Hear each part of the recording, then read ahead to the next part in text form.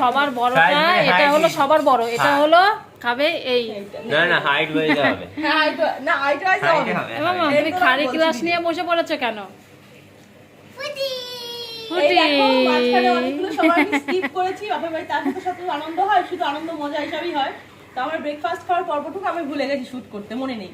ব্রেকফাস্টে অনেক কিছু খেয়েছি, রুটি ঘুগনি মিষ্টি সব, তো সেটা তুলতে ভুলে গেছি। এবার মাঝখানে আমাদের সব দিয়ে একটু আনা হলো একটা ফ্রুটি ঠান্ডা, একদম চিল ঠান্ডা। বাবুকে দিয়ে বললাম বাবু একদম ঠান্ডা দেখে নিয়ে আসবি, তো ঠান্ডা দেখেও নিয়ে এসেছি, তো এখন খাবো।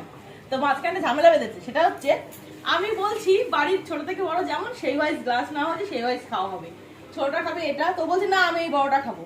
আর যে সব থেকে ভীষণ বদ মানে চালাক, সে বড়টা হচ্ছে আমাদের দীপন, সব থেকে জানে সবার থেকে, এখন হাইটও লম্বা হয়ে গেছে। সে বলছে পিসি ওইভাবে করলে হবে না, হাইট ওয়াইজ কর, যে হাইটে বড় সে সেভাবে খাবে, মানে সব থেকে লম্বা লম্বা গ্লাসে খাবে। শোন এটা বোন সব থেকে ছোট, তারপর যে একটু বড় হোক তুই একটু লম্বা তুই এটাই খাবি।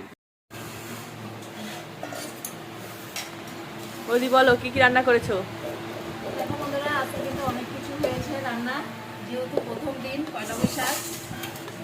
আর এখানে হচ্ছে পটল ভাজা, এখানে পেঁয়াজ দিয়ে মুসুর ডাল, সর্ষে ইলিশ, হ্যাঁ মানে ভাপা ইলিশ আর কি। হ্যাঁ আরো কিছু আছে, আমের টক। আমের টক, এটা হলো জামাই এসেছে বাড়িতে, তাই রসগোল্লা আর কিছুটা খাওয়া হয়ে গেছে, কিছুটা আছে। হ্যাঁ, এই হয়েছে আজকে অনেক কিছু আয়োজন মেনু আমাদের। আয়োজন হয়েছে। দেখো কত বড় বড় সাইজ, দেখেই তো লোভ লাগছে। ছোট্ট ক্রান্তি মানে ছোট্ট জাল দিয়ে পরে হ্যাঁ শুভ নববর্ষ অর্ধেক খাওয়ার পরে তোমাদের সামনে এলাম, বুঝতে পারছো কিরকম অভিনন্দন জানাচ্ছি না সবাইকে।